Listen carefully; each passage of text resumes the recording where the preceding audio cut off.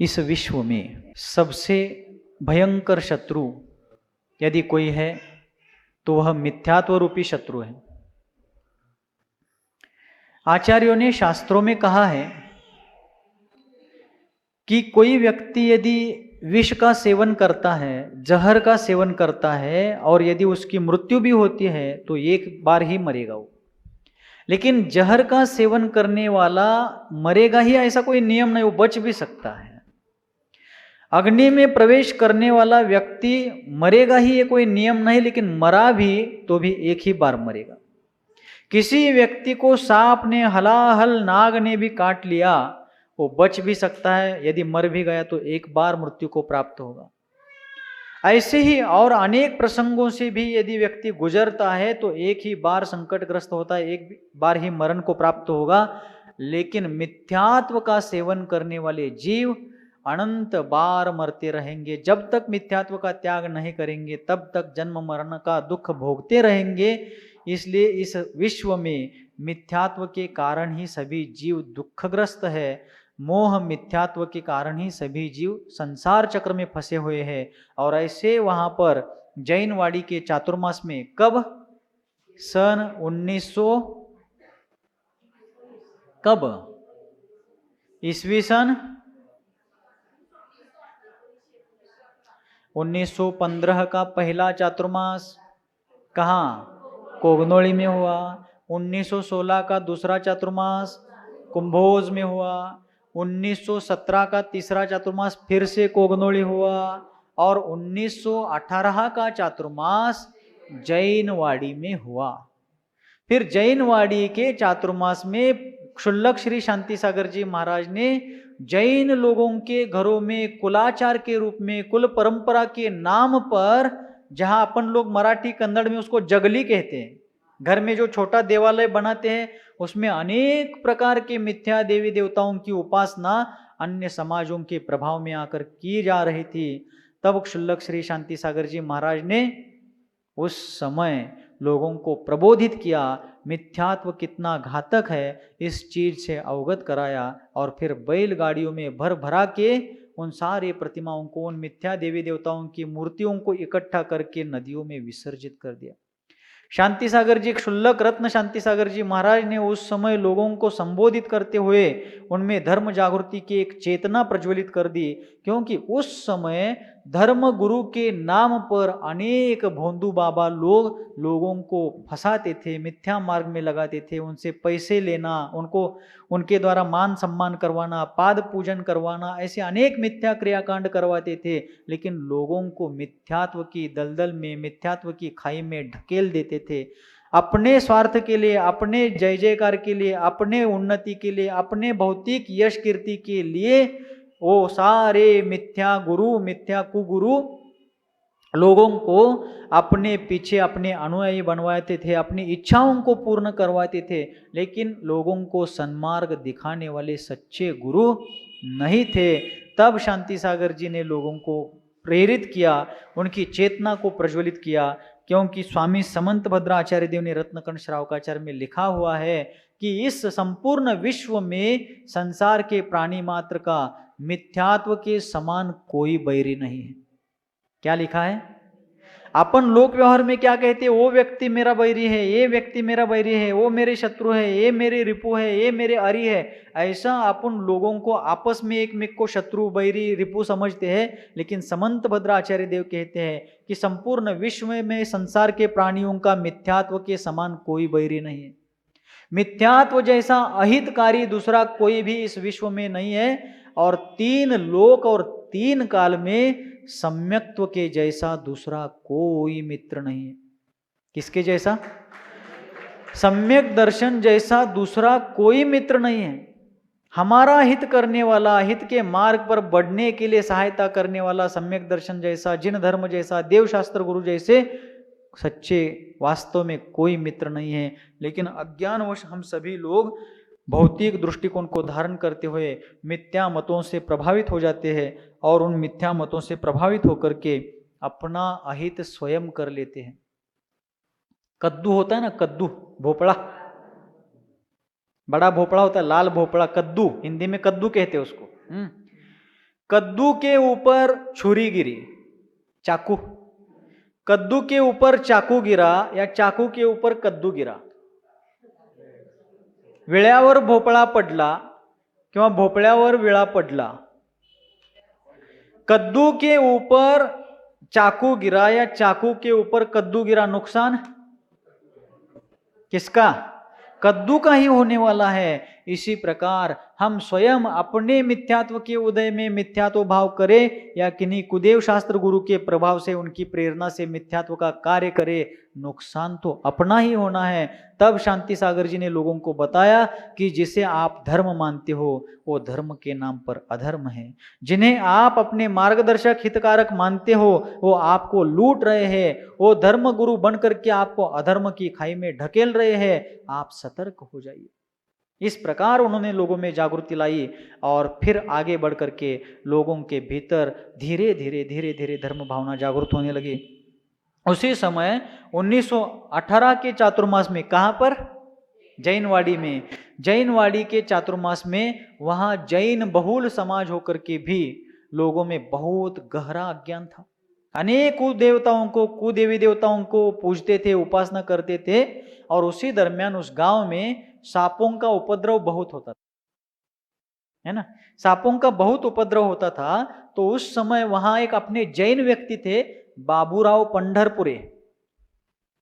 बाबूराव पंढरपुरे नाम के एक जैन व्यक्ति थे जो सांप के काटने पर सांप का जहर, सांप का विष उतारने का काम करते थे, लेकिन उस विष को उतारने के लिए वो अन्य मिथ्या मंत्रों का, मिथ्या मंत्र तंत्र का आलंबन लेते थे। जिस मिथ्यात्व के कारण जीव अनादिकालीन दुख का अनुभव कर रहा है, उन्हीं मिथ्या मंत्र तंत्रों का प्रयोग करके वो लोगों के विष को उतारते थे, और लोग विष चढ़ने पर, लोगों को विष चढ़े, पशुओं को विष चढ़े, तो उन लोगों का या पशुओं का विष उतारने के लिए उन्हीं को बुलाते थे। वे जैन होकर के भी अज्ञान के कारण मिथ्या मत मतांतरों से प्रेरित होकर के मिथ्या मंत्र तंत्रों का प्रयोग करके जहर उतारने का काम करते थे। महाराज, हमारे गांव के बाबूराव पंढरपुरे जी को छोड़ करके बाकी सबको मिथ्यात्व त्याग का नियम दीजिए, लेकिन उनको मत दीजिए। महाराज बोले क्यों? क्योंकि वे अन्य धर्मों के मंत्र तंत्रों का प्रयोग करके लोगों के जहर को, सांप का जो जहर चढ़ता है उस जहर को उतारते हैं, और यदि आप उनको भी ये नियम देंगे और उनका जहर उतारने का कार्य बंद हो जाएगा तो यहाँ सब अनर्थ हो जाएगा। बहुत से लोग सांपों के दंश से मृत्युमुखी पड़ जाएंगे, पशुओं में हाहाकार हो जाएगा, इसलिए उनको छोड़कर बाकी सबको नियम दे दीजिए। महाराज ने उनको बोला, वो बाबूराव पंढरपुरे आते हैं, महाराज ने उनको समझाया कि भाई आप जिन मंत्रों को पढ़ते हो वो मंत्र नहीं है, वो तो कालकूट विष है। जिन सांपों का विष आप उतारते हो उस सांप के विष से भी वो भयंकर विष है, इसलिए आप उन मंत्र तंत्र को छोड़ दो और मैं आपको एक मंत्र बताता हूं। फिर महाराज जी ने उनको कहा, चलो मैं आपको जो मंत्र दे रहा हूं आप उस मंत्र की साधना करना, जहर उतारते समय उसी मंत्र का प्रयोग करना, 2 महीने तक आप इसी का अभ्यास करो। यदि 2 महीने में आपको इस मंत्र का प्रभाव नहीं दिखा फिर मैं आपको कोई बंधन नहीं डालूंगा। समझ में आ रहा है? 2 महीने तक आप इस मंत्र की जाप्य साधना, मंत्र साधना करके विष उतारने का प्रयास करो। यदि 2 महीने में प्रभाव नहीं हुआ फिर मैं आपको मिथ्यात्व मंत्र तंत्र बाकी के छोड़ो, ऐसा मेरी ओर से आपको बंधन नहीं डालूंगा। 2 महीने तक ये प्रयोग करो। बाकी के मंत्र आज से आप नहीं जपेंगे, आज से मैं दे रहा हूं वही मंत्र आप जपेंगे। इस प्रकार महाराज जी ने उनको प्रेरणा दी और उनको सभी के सामने नमोकार मंत्र का पाठ करवाया, अपराजित मंत्र का पाठ कराया, और वो मंत्र सीख करके, मंत्र साधना की जाप्य विधि सीख करके और विशेष प्रकार से उसके सूक्ष्म रहस्यों को शांति सागर जी महाराज ने उनको बता दिया। और बाद में कुछ ही 1-2 दिन बाद कोई व्यक्ति उनको बुलाने आए कि चलो हमारे बैल को सांप ने काटा है। किसको? हमारे बैल को सांप ने काट लिया है और उसको जहर चढ़ रहा है, वो मर जाएगा, जल्दी चलो। तो व्यक्ति बाबूराव जाते हैं और उन्होंने शांति सागर जी महाराज पर श्रद्धा रख करके, पूर्ण श्रद्धा भक्ति विवेक विनय के साथ पंच नमस्कार मंत्र का स्मरण करके वहां पर उपचार किया और तत्काल थोड़ी ही देर में उस बैल का सारा विष उतर गया।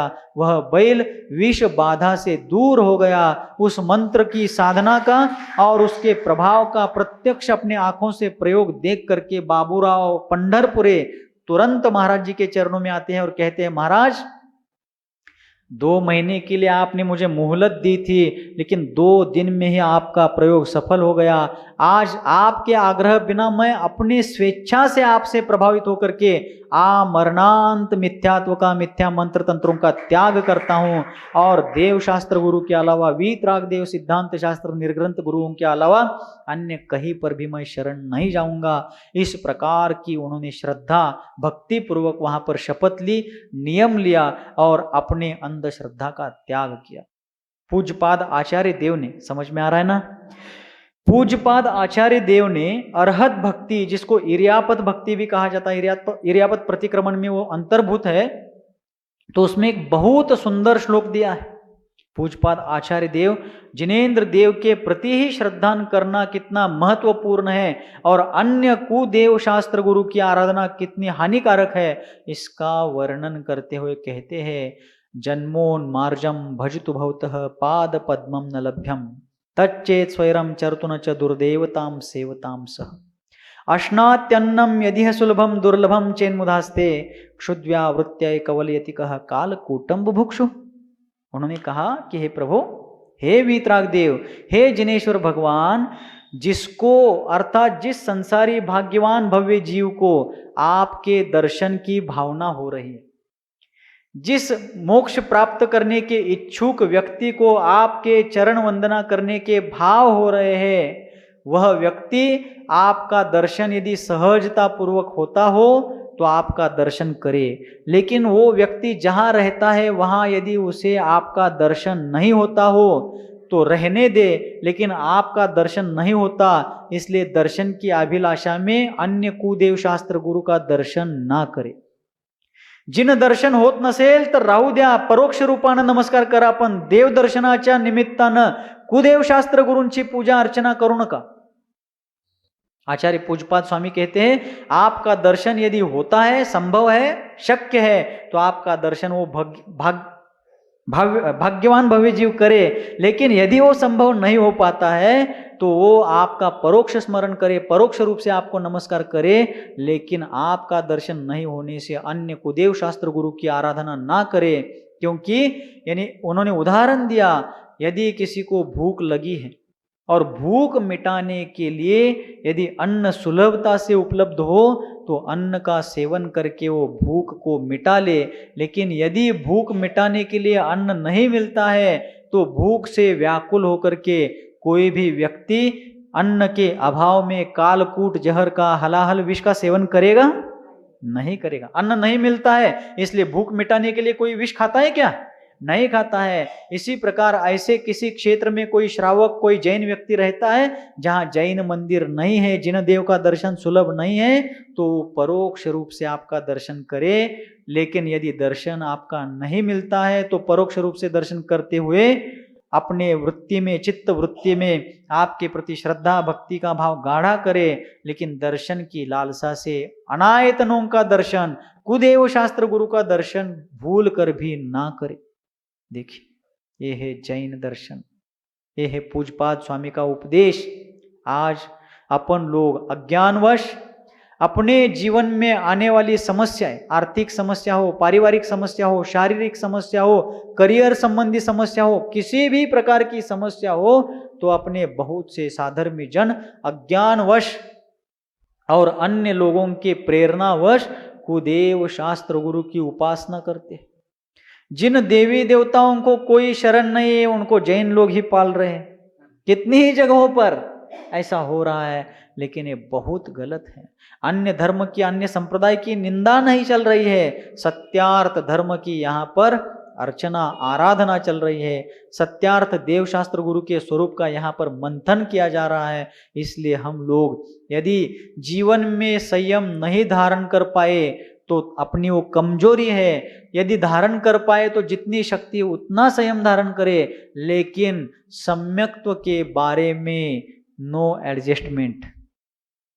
सम्यक दर्शन के बारे में, देव शास्त्र गुरु के यथार्थ स्वरूप के बारे में, उनके ऊपर रखे जाने वाले श्रद्धान के बारे में किसी प्रकार का एडजस्टमेंट नहीं होना चाहिए। हाँ, सांप्रदायिक विद्वेष नहीं रखना है, अन्य संप्रदायों के साथ कभी वाद विवाद नहीं रखना है, मैत्री भाव पूर्वक सभी के साथ रहना है, वैविध्यपूर्ण भारत की संस्कृति को जतन करना है, लेकिन श्रद्धा में वीतराग देव सिद्धांत शास्त्र और निर्ग्रंथ गुरुओं की ही उपासना करना। इस प्रकार जगह जगह पर विहार करते हुए वे महात्मा, वे तपोनिधान, वे क्षुल्लक श्री शांति सागर जी महाराज अन्य क्षेत्रों में गए और उसी दरमियान 1918 के जैनवाड़ी के चातुर्मास के बाद उन्होंने दानोली ग्राम में भी 1 महीने का सानिध्य प्रदान किया था। अपने वारणा नदी के उस तरफ दानोली ग्राम है, दानोली में उस समय क्षुल्लक अवस्था में 1 महीने का सानिध्य उन्होंने प्रदान किया। और उसके उपरांत अपना जो समडोली ग्राम है, समडोली ग्राम का जो पुराना मंदिर है आदिगिरी जिसे अपन अभी कहते हैं, यहाँ से 1-1.5 किलोमीटर पर जो अपना आदिगिरी मंदिर है, वहाँ लगभग उस समय गांव की बस्ती उस दरमियान ही थी। तो उस पुराने मंदिर में क्षुल्लक शांति सागर जी महाराज लगभग 15 दिन थे। इस प्रकार उनके जीवन चरित्र में इस बात का उल्लेख है। और उस समय इस नगर के, इस ग्राम के भी बहुत से लोग मिथ्यात्व, पीर पंजाल के पीछे पड़े हुए थे आदिगिरी के बाजू में। उन चीज़ों में हमारे यहाँ के स्थानिक लोग भी बहुत उलझे हुए थे। तो शांति सागर जी महाराज ने यहाँ वो देख करके अपना मुकाम बढ़ाया और यहाँ के लोगों को धर्म का मर्म बता करके, धर्म का महात्म्य उनके हृदय में बसा करके लोगों को धर्म की ओर आकृष्ट किया। और फिर आगे बढ़ करके समडोली नगरी वहाँ से ही धर्म नगरी के रूप में उभरने लगी। और उभरते उभरते यही वह नगरी है जब दशहरे के दिन 1924 को उनको इसी नगरी में आचार्य पद प्रदान किया गया। कहने का मतितार्थ यह है कि क्षुल्लक अवस्था में भी उन्होंने तूफान में दीप जलाए रखे जाने की तरह वादळात दिवा टिकवून ठेवल्याप्रमाणे सामान्य वातावरण में दीप जला करके रखना बहुत आसान है, बहुत सरल है, लेकिन बहते हुए तूफानी हवा में दीपक को जलाए रखना, उसको बनाए रखना, उसको बुझने नहीं देना एक अग्नि दिव्य है। और क्षुल्लक श्री शांति सागर जी महाराज ने तब भी यह कार्य किया था। इस प्रकार मिथ्यात्व का त्याग कराते कराते, स्वाध्याय की, धर्म की, श्रावक व्रतों की रुचि जगाते जगाते दान कैसे करना चाहिए, दाता कौन, पात्र कौन, देव कौन, भक्त कौन, भगवान कौन, इत्यादि सभी चीजों का उपदेश लोगों को देते देते नगर नगर, ग्राम ग्राम उन्होंने धर्म का डंका बजाया। लेकिन बार बार उनके जीवन में पूर्वोपार्जित लाभांतराय कर्म के उदय से उद्दिष्ट आहार का प्रसंग आ पड़ता था, लेकिन दृढ़ संकल्पी वे महामानव उस परिस्थिति के सामने कभी हतबल नहीं होते थे।